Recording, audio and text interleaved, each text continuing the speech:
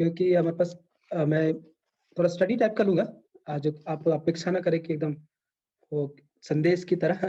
तो कुछ-कुछ बातों को जो हमें सीखना चाहिए, उसके हिसाब से मैं आपके सम्मुख बाँटूँगा।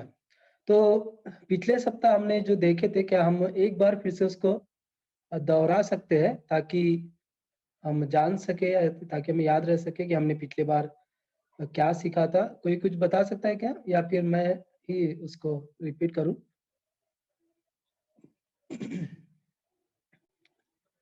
ठीक है, पिछले बार जो है ना, हमने गवाह बनने की तैयारी के रूप में देखा था, और हमने देखे थे कि जबकि यीशु मसीह जब उन्हें अपने गवाह बनने के लिए इस संसार में जब वो भेजने वाला है, तो उन्हें एक ऐसा सबूत चाहिए जिसके द्वारा वे पूरे साहस के साथ, दृढ़ता के साथ वे जो है परमेश्वर या यीशु मसीह के सुसमाचार को लेके वहाँ पहुँचे। इसलिए हम देखे थे कि यीशु मसीह ने पक्के प्रमाणों से अपने आप को उन्हें जीवित दिखाया उसने, कई बार उसने जीवित दिखाया।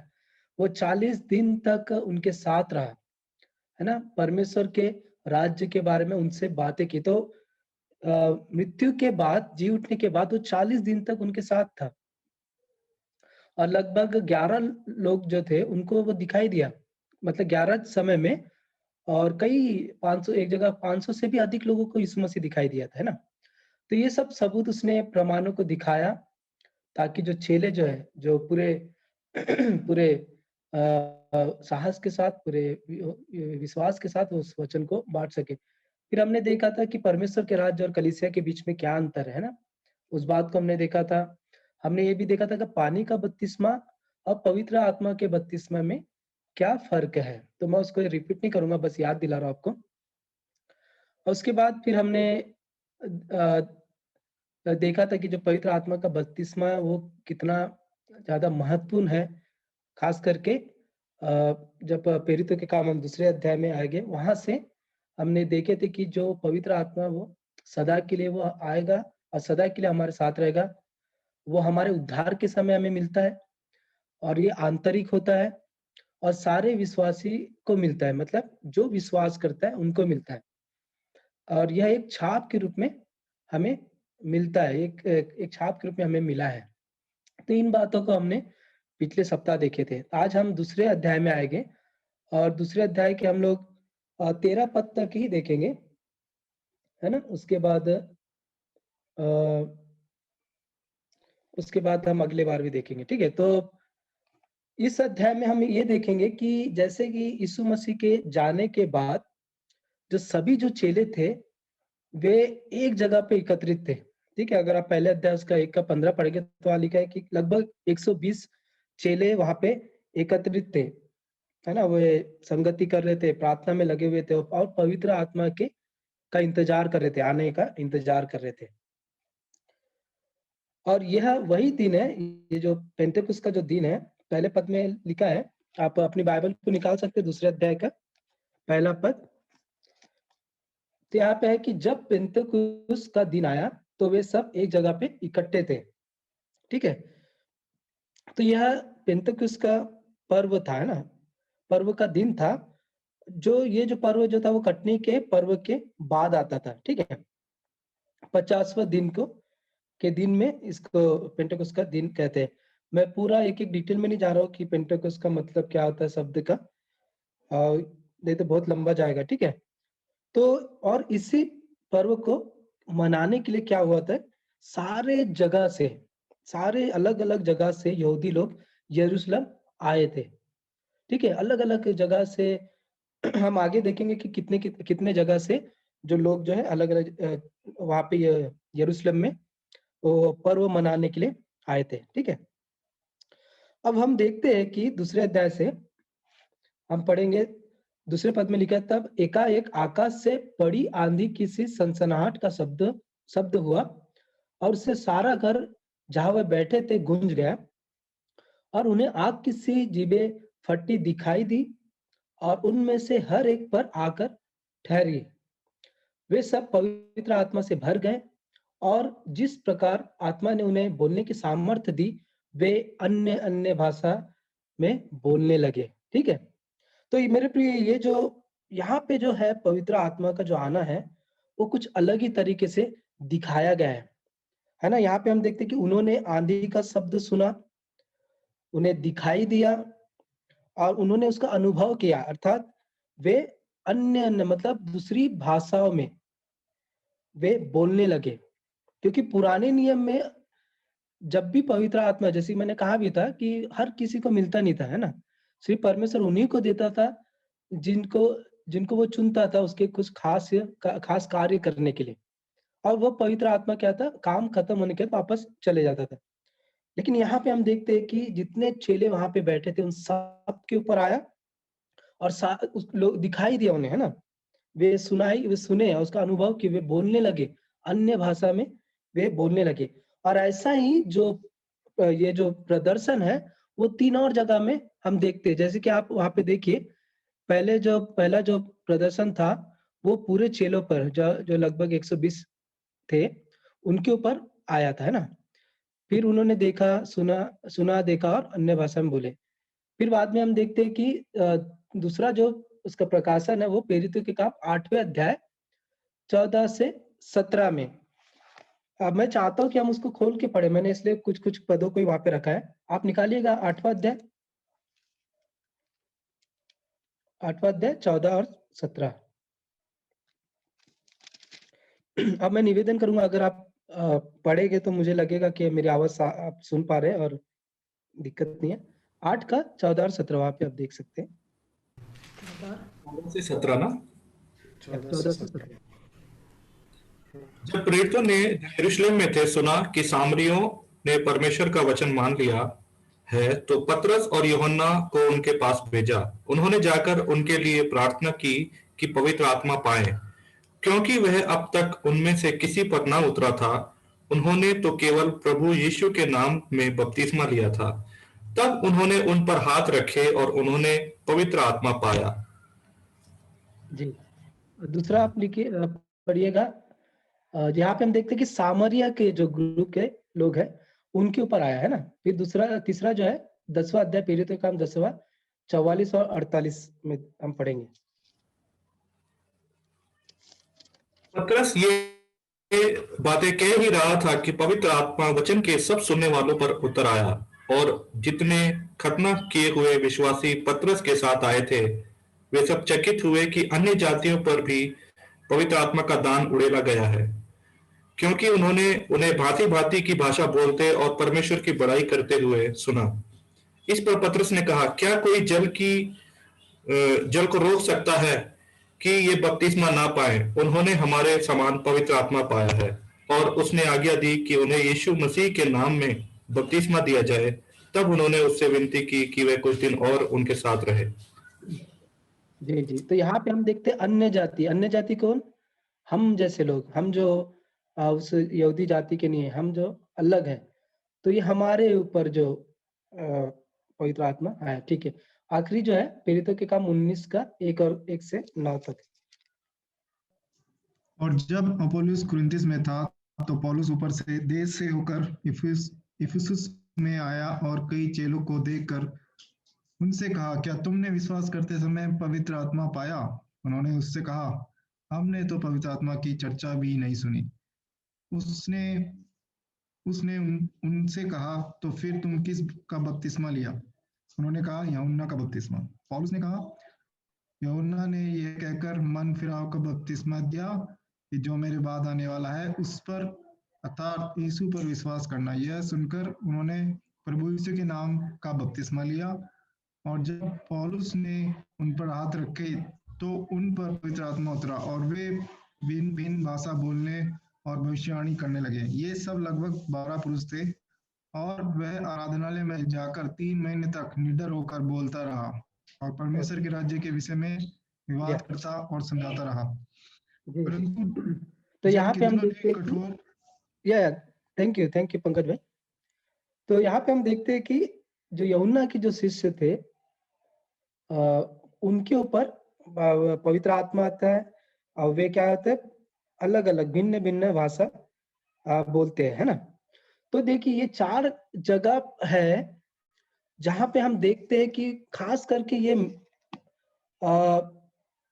मेंशन हुआ।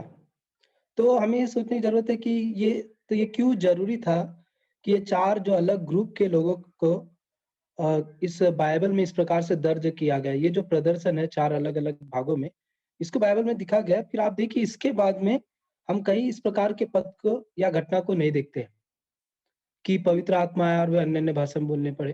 क्योंकि आप देखिएगा इसी दूसरे अध्याय में जब हम प्रेरितों के काम उसके दूसरे अध्याय में जब वापस आते हैं, तो हम देखते हैं कि 3000 से के लगभग लोगों ने बपतिस्मा पाया, उद्धार पाया। वहाँ पे कुछ भी नहीं बोल रहा है कि वो पवित्र आत्मा पाए, उन्होंने बपतिस्मा लिया और पवित्र आत्मा पाया, ऐसा कुछ भी हम वहाँ पे नहीं देखते, है ना? क्योंकि वे उसी ग्रुप के लोग थे, यहूदी लोग जो थे और दूसरा ग्रुप के क्या लोग थे? सामरिया के, ठीक है? आप दूसरा स्लाइड हम देख सकते हैं ना, वहाँ पे लिखा है कि जो सामरिया के जो लोग थे, वे वे यहूदियों से अलग थे, जिनसे यहूदी नफ़रत करते थे और उन्हें भी परमेश्वर ने चुना और पवित्र आत्मा का बपतिस्मा दिया। तो ये क्यों ज़रूरी था दर्ज करना? क्योंकि एक चिन्ह के रूप में ये था कि परमेश्वर अब उन्हें भी ये मौका दे रहा है कि वे परमेश्वर पर विश्वास करें और उसके पवित्र आत्मा पा सकें। अब तीसरा जो है 10वें अध्याय में हमने देखा कि जो अन्य जाति थे, वो इस बात की पुष्टि के रूप में कि विश्वास करने वालों के साथ-साथ अन्य जाति भी ऐसे आत्मिक बपतिस्मा का हिस्सा है। मतलब हम लोग भी, जिन्हें एक समय मौका नहीं था, लेकिन हम जैसे लोगों को, अन्य जाति को भी वही व स स सेम वरदान दिया गया ना। जैसे कि अब हम पढ़ रहे थे प्रेरितों के काम 10वें अध्याय में, जब पतरस उनके ऊपर जब वो कह ही रहा था, पवित्र आत्मा उनके ऊपर आई और वे अन्य-अन्य भाषा बोले, तो बाकी लोग वो देख के चकित हो गए कि परमेश्वर ने इनको भी चुना है करके। तो ये दिखाना ज़रूरी था। अब वहाँ पे हम देखते हैं कि लूका बहुत ही अच्छे से वो इन बातों को वो लिख रहा है कि ऐसा अन्य जातियों के साथ हुआ था करके, ठीक है? अब उसके बाद फिर हम देखते हैं कि प्रेरितों के काम 19वें अध्याय में कि इस बात की पुष्टि के रूप में कि यूहन्ना के शिष्य भी मसीह में विश्वास करते थे और वे भी ऐसे ही आध्यात्मिक बपतिस्मा का हिस्सा बने। तो आप देखिएगा ये जो पहला कुरिन्थियों 12वां अध्याय, 13वां अध्याय, 14 वहाँ पे आप वहाँ पढ़िएगा, ये सिद्धांत जो है अविश्वासियों के लिए एक संकट के रूप में ये स्पष्ट करता है वहाँ पे। अगर आप इन अध्याय को आप पढ़िएगा, ये जो चिन्ह था, ये जो दिखाना था, जो अविश्वासी, जो विश्वास नहीं करते, उनके लिए चिन्ह के रूप में वे वहाँ पे हम देख पाते हैं उसको, ठीक है? क्योंकि देखिए हमें यहाँ पे जो शुरुआत जैसी हुई है पेंटेकोस्त के दिन में, जब पहली बार जब ये हुआ, वो एक बार और हमेशा का कार्य है ना। वो इसलिए 4 जगह के बाद हम देखते नहीं कि बार-बार वही-वही लिखा जा रहा है कि जो भी उद्धार पर है, फिर से उसके ऊपर ये आ रहा है, वो उन लोग ये सब मेंशन नहीं कर रहे हैं ना। तो अ, जब पुराने नियम में हम, जैसे कि मैंने बताया कि ऐसा नहीं होता था, बस वो 1-2 में आके जो कार्य था, वो करके चले जाता था। लेकिन अब जो है, जैसे कि यीशु मसीह ने वादा किया था कि जो कोई उस पर विश्वास करेगा, वो पवित्र आत्मा पाएगा और वह हमेशा हमारे साथ रहेगा। और यह बात लोगों को दिखाना ज़रूरी था, है ना? लोगों को ये बात दिखाना ज़रूरी था। तभी हम अगले स्लाइड में आ सकते हैं कि हमारे साथ ऐसा क्यों नहीं हुआ? मतलब जब मैंने उद्धार पाया, जब भी मैंने प्रभु पर विश्वास किया, उसी समय मैंने क्यों नहीं मुझे क्यों नहीं पवित्र आत्मा दिखाई दी, या फिर मैं क्यों नहीं अन्य-अन्य भाषा में बोलना चालू किया? क्योंकि ये हमारे लिए एक उदाहरण, ये जो चारों जो पैसेज है, जो भाग है, वो हमारे लिए उदाहरण ठहरता है, ये समझने के लिए कि और ये घटना जो भी घटी, ये इस बात की पुष्टि करती है कि जो कोई इन चारों समूहों में से, ये जो समूह, जो अलग-अलग समूह हैं, उनमें से विश्वास करता है, वे सभी पवित्र आत्मा का बपतिस्मा पाते हैं। ठीक है? वे सभी पवित्र आत्मा पाते हैं। तो वो बोलना चाहिए कि ये वन टाइम इवेंट है। जो एक बार हुआ था, वो बार-बार दोहराने की, बार-बार ये करने की ज़रूरत नहीं है। आपने देखा होगा ना, कई सारे जो चैनल्स हैं, मैं मतलब किसी को अ, किसी के ठेस नहीं पहुँचा रहा, लेकिन बाइबल के अनुसार मैं बताना चाह रहा हूँ कि जो आप देखोगे कई-कई जगह जो होते हैं, जो पवित्र आत्मा में बोलने का दावा करते हैं, या फिर जो हाथ लगा के पवित्र आत्मा देते हैं, तो वो सब बाइबल को जब हम खोल के देखेंगे तो वो गलत है। क्योंकि यहाँ पे हम पहले कुरिन्थियों में देखा है, क्योंकि चाहे हम यहूदी हो, चाहे गैर यहूदी, सेवक रहे हो या स्वतंत्र, एक ही देह के विभिन्न अंग बन जाने के लिए हम सबको एक ही आत्मा द्वारा बपतिस्मा दिया गया और हम सबको एक ही आत्मा पिलाया गया। तो ये क्या हो गया, एक ये सिद्धांत हो गया, वो एक बात हो गया कि पेंटेकोस्त के दिन में पवित्र आत्मा आया था। तब से जो भी जाति का हो, कोई भी देश का हो, कोई भी भाषा बोलने वाला हो, कोई भी धर्म का हो, अगर वो यीशु मसीह पर विश्वास करता है तो उन्हें इन जैसे ही हमें भी वो पवित्र आत्मा हमें मिलेगा, वो पवित्र आत्मा का बपतिस्मा हम पाएंगे। तो एक नींव बन गई है। अब उसको बार बार दोहराने की हमें जरूरत नहीं है ना। वो हमें परमेश्वर को बार बार बताने की जरूरत नहीं कि हाँ कि तमिल ने भी पाया है तो उसको भी ऐसा है, नहीं। हम अन्य जाति जो हम इन सब कैटेगरी में आ जाते थे। 4 अलग-अलग ग्रुप थे जिसमें खास करके ये बताया गया है कि जो विश्वास करता है उसको पवित्र आत्मा मिलती है ना? ओके, तो अब हम अगले भाग में आते हैं। अगले भाग में हम देखते हैं कि अब हम पढ़ लेते हैं उसको दूसरे अध्याय का।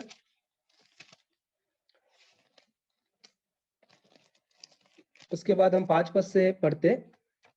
अब यहाँ लिखा है कि आकाश के नीचे की हर एक जाति में से भक्त यहूदी यरूशलेम में रह रहे थे।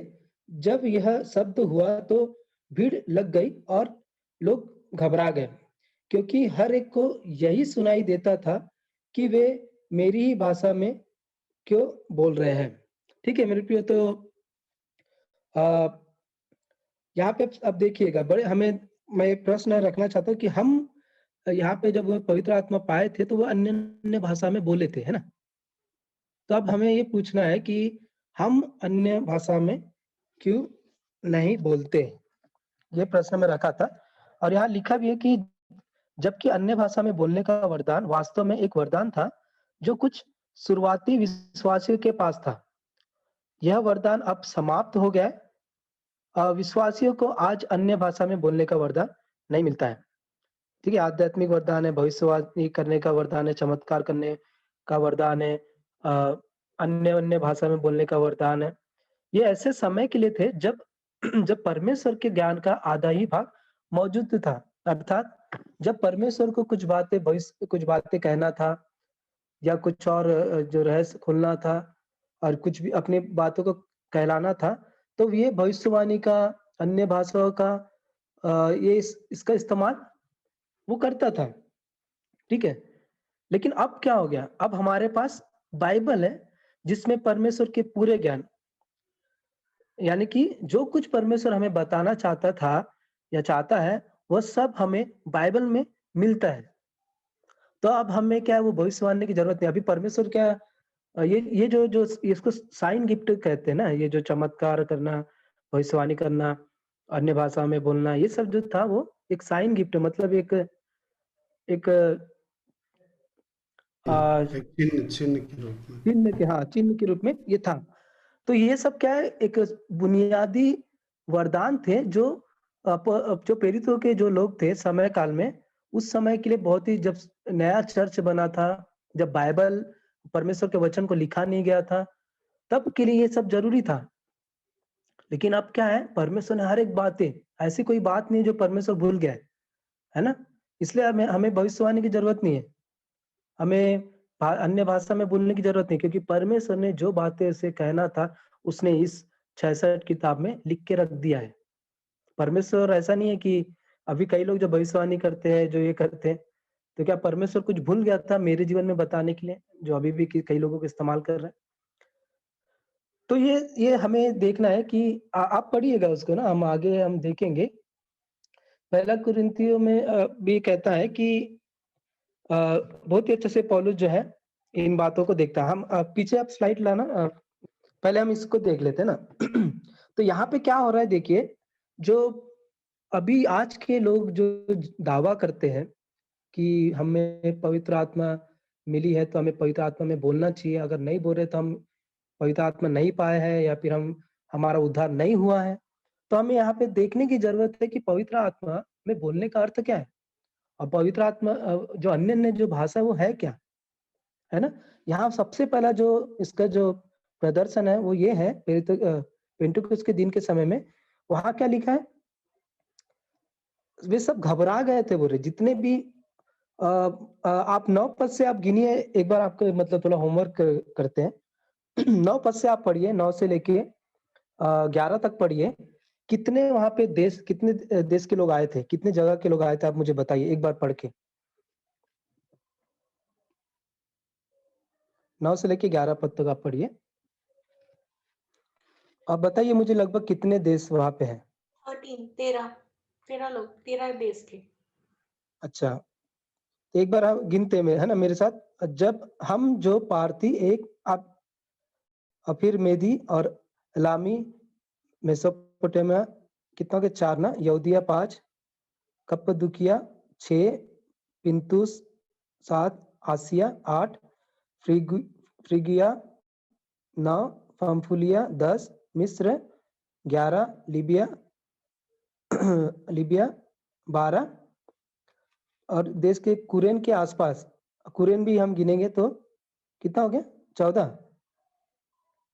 इन देश के रहने वाले, और रोमी कितना, 15 हो गया, अर्थात यहूदी, फिर 15-16 यहूदी मत धारण करने वाले, क्रेती और अरबी भी है, तो करीब लगभग 18-19 जगह के लोग हैं यहाँ पे। अब ये सब के सब जब ये पूरे चेले जब है अन्य अन्य भाषा में परमेश्वर के नाम की बड़ाई कर रहे हैं, उसके कामों का बखान कर रहे हैं, तो ये लगभग 18-19 जगह के लोग उनको देख रहे हैं, है ना, वो देख रहे हैं। और वे क्या लिखा है, जब शब्द 6वें पद में, जब यह शब्द हुआ तो भीड़ लग गई और लोग घबरा गए। क्यों घबरा गए? क्योंकि हर एक को यही सुनाई देता था कि वे मेरी ही भाषा में बोल रहे हैं।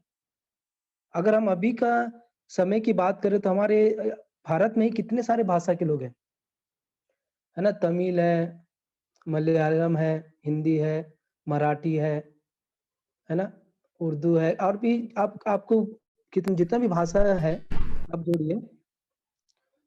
तो अगर मुझे तो बिल्कुल भी मलयालम नहीं मालूम है, लेकिन जब मैं पवित्र आत्मा में मलयालम में प्रार्थना कर रहा हूँ और जिनिस भैया को मालूम है, तो वो सुनेंगे, बोलेंगे अरे इसको तो बिल्कुल भी नहीं मालूम है, ये कैसे मेरी भाषा में प्रार्थना कर रहा है ना। तो ये जब, और वहां पे क्या लिखा है, 7वें पद में देखिए, वे सब चकित और अचंभित होकर कहने लगे, देखो ये जो बोल रहे हैं, क्या यह सब गलीली नहीं? उनको मालूम है कि ये जो लोग हैं वो हमारी भाषा बिल्कुल नहीं जान सकते, क्योंकि ये गलील के रहने वाले हैं, हम अलग जगह के, हम अलग भाषा बोलने वाले हैं। तो वे चकित हो गए थे, ये कैसे, ये लोग जो है कैसे मेरी भाषा में वे कह रहे हैं। तो फिर सब गलील नहीं, तो फिर क्यों हम में से हर एक अपनी अपनी जन्मभूमि की भाषा सुनता है। देखिए भाषा, है ना, और देखिए चमत्कार जो है बोलने वाले पर हुआ है, सुनने वाले के ऊपर नहीं हुआ, है ना। जो सुन रहे थे उनके ऊपर चमत्कार नहीं हुआ, जो बोल रहे थे, जो गलीली थे, जिन्होंने कभी भी कोई भाषा, वो उनकी भाषा नहीं सीखी थी, लेकिन वो परमेश्वर की पवित्र आत्मा पाकर उनकी भाषा में परमेश्वर का वर्णन कर रहे थे, महिमा कर रहे थे, उसके कार्यों के बारे में वो कह रहे थे। तो अब देखिए मेरे प्रियो, यहाँ पे क्या साफ रीति से कहा है, लोग कह रहे हैं कि मेरी भाषा कैसे बोल रहा है ना, मेरी भाषा ये कैसे बोल रहा है। और आज के समय में अगर आप, मैंने तो कई लोगों, मेरे दोस्त भी हैं जो, फिर से मैं कहना चाहूंगा, जब मैं पेंटेकोस्ट का उदाहरण ले रहा हूँ, लेकिन मैं उनको ठेस नहीं पहुंचाना चाह रहा, बल्कि मैं साफ तरीके से कहना चाहता हूँ कि मेरे घर में भी जो उन्होंने आके जब प्रार्थना की, जब मेरी माँ बीमार थी, जब भी वो प्रार्थना करते थे, उनका एक शब्द भी किसी भी भाषा से जुड़ता नहीं था, है ना। उसको हम लोग कहते जिब्रिश, जिसका कोई अर्थ नहीं है ना। तो पवित्र आत्मा में अगर आप प्रेरित ये कुरिन्थियों के भी अध्याय में आप आइएगा, तो वहां पे आप बहुत ही अच्छा तरीके से बताया गया, आप निकालिएगा पहला कुरिन्थियों पौलुस बहुत ही अच्छे तरीके से इस बात को स्पष्ट करता है। पहले जो नेक्स्ट स्लाइड में आप देखिएगा, नेक्स्ट स्लाइड में क्या बोल रहा है? हाँ, तो सबसे ये इसलिए मैं बताना चाह रहा हूँ कि यहाँ पे हालांकि उन लोग को एक साथ जो 120 लोग थे उन लोग को मिला था, लेकिन मैंने वही कहा कि जब 3000 लोगों ने जब उद्धार पाया, बपतिस्मा पाया, तो उनके बारे में नहीं लिखा गया कि वे भी पवित्र आत्मा में बोलने लगे ये सब। तो वो कुछ ही लोगों को वो मिलता था, हर किसी को नहीं, है ना? मुझे अगर भविष्यवाणी का ही मिल रहा है, आत्मा में बोलने का, चंगाई करने का, ऐसा नहीं है ना। हर किसी को एक ही वरदान मिलता है। ये क्या 1 से 2 हद से हद, लेकिन सबको नहीं। तो यहाँ पे पौलुस बोलता है, क्या सभी प्रेरित हैं? हाँ या नहीं? नहीं, है ना? वो बोलता है नहीं है। क्या सभी पैगंबर हैं? नहीं। क्या सभी चमत्कार के कार्य करते हैं या कार्य करने वाले हैं? नहीं। क्या प्रचार के सभी क्या उपचार के सभी उपचार हैं? नहीं। क्या अन्य भाषा में बोलते हैं कि सभी अन्य भाषा में बोलते हैं? नहीं। वो सारी बातों को वहाँ पे वो कह रहा है। तो आप देखिएगा, देखिए 1 कुरिन्थियों उसका हम 14 अध्याय में हम देखेंगे। तो वहाँ पे देखिए, मैं कुछ-कुछ पदों को पढ़ रहा हूँ 14 अध्याय के, है ना? 14 अध्याय का 10वां पद में लिखा है, जगत में कितने ही प्रकार की भाषाएं क्यों ना हो, परंतु उनमें से कोई भी बिना अर्थ की नहीं होगी। इसलिए यदि मैं किसी भाषा का अर्थ ना समझूं, तो बोलने वाले की दृष्टि में परदेशी ठहरूंगा और बोलने वाला मेरी दृष्टि में परदेशी ठहरेगा। इसलिए तुम भी आत्मिक वरदानों का धुन में हो, तो ऐसा प्रयत्न करो कि तुम्हारे वरदानों की उन्नति से कलीसिया की उन्नति हो। ठीक है? इस कारण जो अन्य भाषा बोले वह प्रार्थना करे कि उसका अनुवाद भी करे। तब हम देखेंगे, नीचे आप आइएगा दूसरे स्लाइड में। अब मैं कुछ बात को रखा हूँ हम उसी स्लाइड में। तो यहाँ पे हम लोग देखें कि उसमें क्या बोल रहा है कि अनुवादक होना चाहिए। अगर आप अन्य भाषा में बोल रहे हैं तो उसका क्या, वो पतरस आप देखिएगा, पतरस आगे जब हम देखेंगे, पतरस उनके कंफ्यूजन को दूर करता है, खुद खड़े होकर फिर वो उनको समझाता है कि वे क्या हो रहा है यहाँ पे। ठीक है? तो वहाँ पे अनुवादक होना चाहिए। इसलिए यदि मैं अन्य भाषा में प्रार्थना करूं, तो मेरा आत्मा प्रार्थना करती है, परंतु मेरी बुद्धि काम नहीं देती। अतः क्या करना चाहिए? मैं आत्मा से भी प्रार्थना करूंगा और बुद्धि से भी प्रार्थना करूंगा। मैं आत्मा से गाऊंगा और बुद्धि से भी गाऊंगा। नहीं तो यदि तू आत्मा ही से धन्यवाद करेगा, तो फिर अज्ञानी तेरे धन्यवाद पर आमीन कैसे कहेंगे? है ना? अगर मेरे सामने कोई आके अन्य भाषा में प्रार्थना कर रहा, मैं कुछ समझ ही नहीं रहा हूँ, तो भैया कब आमीन हुआ, कब चालू हुआ, कब खत्म हुआ, कुछ पता ही नहीं चलेगा। है ना? फिर लिखा है कि ओके, हम आगे देखेंगे। हम सीधा फिर इसमें आ जाए कि 26वें पद में देखिए, इसलिए हे भाइयों क्या करना चाहिए? जब तुम इकट्ठे होते हो, तो हर एक के हृदय में भजन या संदेश, उपदेश या अन्य भाषा या प्रकाश या अन्य भाषा का अर्थ बताना रहता है। यदि अन्य भाषा में बातें करनी हो, तो 2 या बहुत हो तो 3 जन बारी-बारी से कहें। तो यहाँ पे क्या है, निर्देश क्या है? 1 या 2 लोग बारी-बारी से करना है, एक साथ नहीं करना है। और अभी के समय में क्या हो रहा है, आप बताइए? सब के सब एक साथ वे अब अन्य भाषा बोलूँ, क्या बोलूँ? वे सब एक साथ कर रहे हैं। जो बाइबल में साफ तरीके से लिखा है, 1 या 1 से 2। और ये वरदान जो है 1 या 1 से 2 को मिला है, 3 को मिला है, 4 को मिला है, लेकिन पूरी कलीसिया को कैसे मिल सकता है ना? हमें ये सोचने की ज़रूरत है। मैं इसलिए बता रहा हूँ मेरे प्रियो, क्योंकि हम, जैसे कि हमने कहा कि हम बाइबल से खोल के देखते हैं कि क्या सच है, क्या जो हमने सुना है, क्या हम उसी को मानते आ रहे हैं, या जो बाइबल में लिखा है हम उसको मानते हैं। और क्या लिखा है? एक जन बारी-बारी से बोले और एक व्यक्ति अनुवाद करे। अब देखिए, जब मैं कह रहा हूँ कि मुझ में पवित्र आत्मा बोलने का ये है, तो सबसे पहली बात, मुझे दूसरे का इंतजार करना, जब उसका खत्म हो रहा है तब मुझे करना है। दूसरी बात, अगर मैं अन्य भाषा में मैं बोल रहा हूँ, तो मेरे लिए एक अनुवादक होने की ज़रूरत है। ठीक है? अगर नहीं हो तो क्या होगा? परंतु यदि अनुवाद करने वाला ना हो, तो अन्य भाषा बोलने वाला कलीसिया में शांत रहे। है ना? यहाँ पे लिखा है साफ तरीके से, अगर किसी को कुछ समझ ही नहीं आएगा, भैया तेरे प्रार्थना करने से अगर कुछ समझ ही नहीं आ रहा तो क्या फायदा? वो सिर्फ परमेश्वर तेरे बीच में है, इससे अच्छा तुम शांत रहो, शांत बैठे रहो और अपने मन से परमेश्वर से बातें करें। ठीक है? तो मेरे प्रिय देखिए, और भी मतलब अगर आप पढ़िएगा, मैंने जैसे कहा था कि पहले कुरिन्थियों 12, 13, 14 पढ़िएगा। वहाँ पे पौलुस कहता है कि प्रेम क्या है? सदा के लिए बोलता है, भविष्यवाणियाँ चले जाएगी, है ना? चमत्कार के वरदान चले जाएंगे, है ना? अन्य भाषा में बोलने का वरदान भी चला जाएगा, लेकिन प्रेम सदा रहेगा।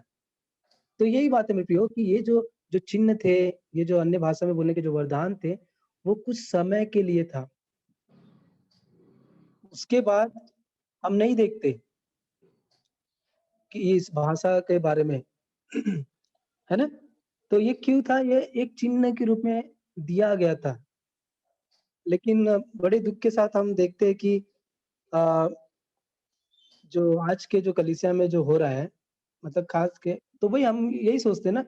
एक बार मैं हालाँकि ब्रदरन चर्च से हूँ। अ, मैं ब्रदरन क्या, मतलब कई सारे, जैसे कि हमारे खुद के ही कलीसिया में हम अन्य भाषा में नहीं बोलते हैं ना। तो जब हम लोग वहाँ से कई लोग आए थे अटेंड करने के लिए, तो उन लोग को शायद वो गए होंगे पेंटेकोस्ट या कैरिस्मेटिक चर्च में गए होंगे। तो हमारे चर्च में आके उनको दूसरी बार आए नहीं, हमने पूछा गया क्या हुआ? नहीं, नहीं आपके यहाँ बड़ा ही बोर लगता है, बड़े शांत रहते हैं आप लोग, चिल्लाना नहीं, कुछ नहीं, ये नहीं है। तो बड़ा तो ये है, और कई लोगों को बहुत ज़्यादा शोर-शराबा ये सब उनको चाहिए। लेकिन हम देखिए कि यहाँ पे देख सकते हैं कि बाइबल में साफ तरीके से लिखा है, एक ऑर्डर है, आराधना में एक ऑर्डर होना चाहिए, है ना? गड़बड़ी में नहीं करना है। पूरे की पूरी कलीसिया को पवित्र आत्मा का वरदान नहीं मिला है। बोलता है ना पौलुस, क्या सभी को ये वरदान मिला है? नहीं। क्या सभी को पवित्र आत्मा बोलने का वरदान मिला है? नहीं। क्या भविष्यवाणी का करने का अधिकार वरदान सभी को मिला है क्या? नहीं बोल रहे। वो कुछ ही लोगों को मिला है। अगर हम ये सब बातें देखें, तो अगर पेंटाकोस्टल में अगर बोल भी रहा है, तो कम से कम 1 या 2 लोग बोले, पूरी की पूरी कलीसिया बच्चों सहित नाच के अगर वो कर रहे हैं, तो वो बाइबल के अनुसार हम देखते हैं कि वो गलत है। क्योंकि ना जो कोई बाहर से आ रहा है, ना उसको कुछ समझ आ रहा है, और मैं क्या बोल रहा हूँ वो दूसरा नहीं सुन रहा है, दूसरा क्या बोल रहा है मैं नहीं सुन रहा हूँ। तो ऐसे में ये सब ये गड़बड़ी है, इसमें हम पता नहीं वहाँ हम किस प्रकार से परमेश्वर की आराधना कर रहे हैं। और किसी ने कहा है कि एक्चुअली किसी ने रिकॉर्ड किया, जब कोई पवित्र आत्मा में प्रार्थना करने का वो दावा कर रहा था, उसके आवाज को रिकॉर्ड करके फिर उन्होंने चेक किया कि कौन सा शब्द आप ऐसा नहीं बोल सकते कि मैं मराठी में काही नाही बोल के, इंग्लिश में नो बोल के, फिर पता नहीं ये इल्ला शब्द क्या है, तमिल है कि क्या इल्ला, ये अगर ये कुछ-कुछ शब्द मुझे मालूम है और उसमें ले जोड़-जोड़ के मैं प्रार्थना करूँ, वो अन्य भाषा में प्रार्थना नहीं है। मैं अन्य भाषा में, तमिल में, पूरी भाषा में, फिर बाद में मलयालम में है, फिर बाद में और भी जो भाषा जो मुझे बिल्कुल नहीं आती है, उसमें अगर मैं प्रार्थना करूँ, उसको कहते हैं अन्य भाषा में प्रार्थना करना। है ना? कुछ-कुछ शब्द को वो पता नहीं बरसिब्बा क्या-क्या बोलते, इदा बादा सिबा क्या-क्या कुछ-कुछ शब्द है जो पता नहीं है, वो मिलता नहीं। तो उन्होंने रिकॉर्ड करके उसको सुनने की कोशिश की, एक भी शब्द वो कुछ उसका अ, कोई अर्थ नहीं निकला। अब मैं दुःख के साथ जब मेरे जो कई सारे जो पेंटाकोस्टल दोस्त हैं, कुछ हैं, वे भी इस बात को मानते हैं, जो उन्होंने बाइबल का अध्ययन किया है, वो जानते हैं कि हम जो कर रहे हैं वो गलत है, लेकिन उनका ये कहना है कि हम बदल नहीं सकते उसको। बट लेकिन हम जो अभी नई कलीसिया है, और जब मैं या प्रेरितों के दूसरे अध्याय से जब मैं ले रहा हूँ, तो मुझे ऐसा लगा कि हम फ़र्क बताएँ कि पहले सदी में जो परमेश्वर ने जब उन्हें पवित्र आत्मा का वरदान दिया था, अन्य-अन्य भाषा का बोलने का जो पावर दिया था, ताकत दिया था, वो किस प्रकार की पवित्र आत्मा में बोलना था, किस प्रकार की अन्य भाषा में बोलना था, है ना? पवित्र आत्मा देना मैंने कहा था कि परमेश्वर का कार्य है। वो कब मिलता है हमें? जब हम परमेश्वर पे विश्वास करते हैं, उसी क्षण हमें मिल जाता है। तो इसके लिए आप अब इंतज़ार मत करिएगा कि आँधी का आवाज़ आएगा, बहुत आपका घर गूंज जाएगा, आप जहाँ पे वो गूंज जाएगा, फिर आप पवित्र आत्मा में बोलना चालू करेंगे।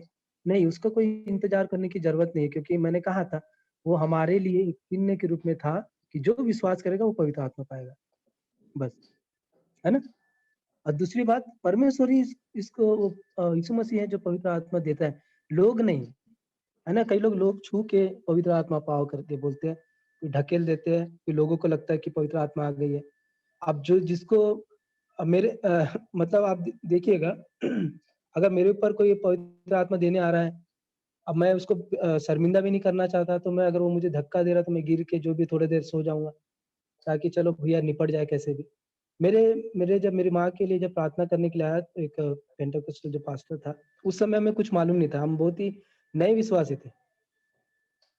तो आया था मेरे सर में वो प्रार्थना सर माथे पे हाथ रख के, और आप उनका जो तरीका होता है रखने का, ऐसा लगता है कि आप चक्कर खा के गिर जाओगे। लेकिन मैं भी बहुत मजबूत था, मैं भी डटा रहा, अपने आप को गिरने नहीं दिया। तो यही है मेरे प्रिय, ना कोई इंसान हमें पवित्र आत्मा नहीं दे सकता, सिर्फ परमेश्वर है।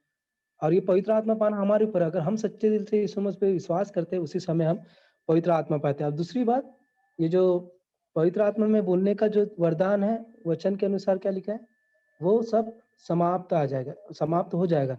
और हमने देखा था कि परमेश्वर ने हमें वचन दिया है, उसका बाइबल दिया है, जिसमें हर एक बातें लिखी गई है। हमें और कुछ परमेश्वर से जानने की ज़रूरत नहीं है दूसरे लोगों के द्वारा या भविष्यवाणी के द्वारा।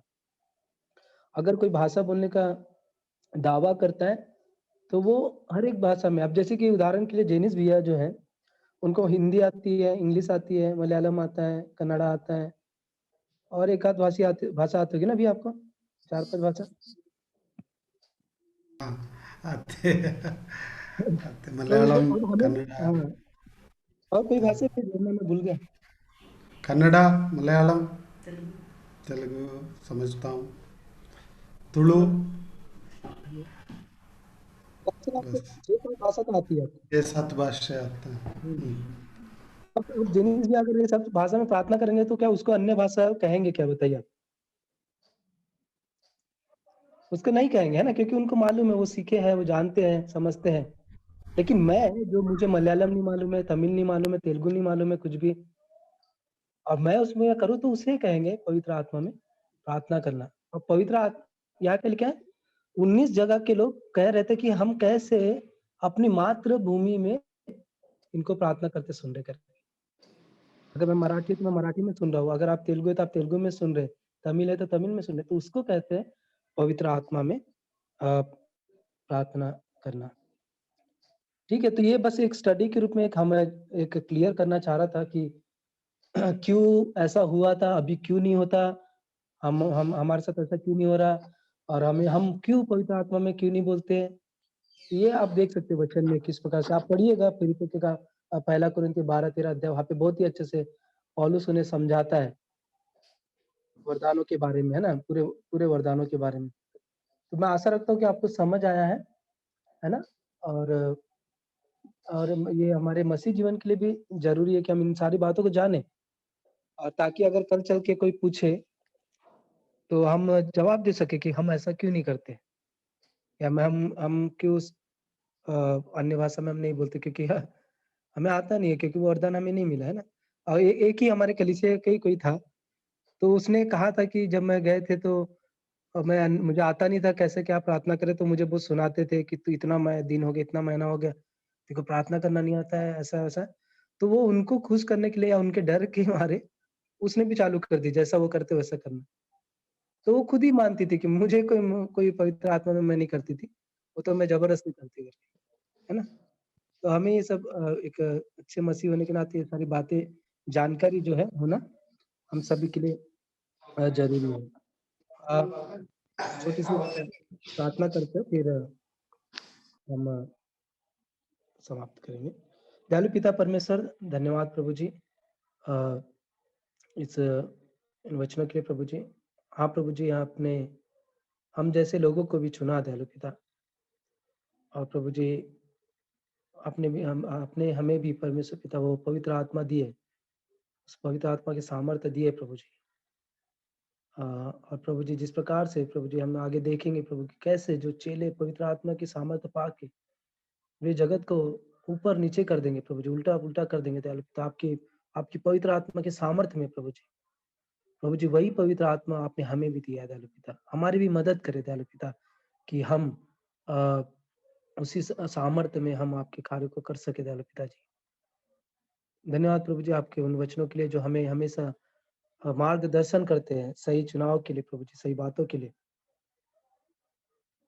प्रभु जी आने वाले समय में हम जो भी बातें सीखेंगे दयालु पिता, हमारी मदद करें कि हम अच्छे से समझ सके और उन पर चल सके दयालु पिता।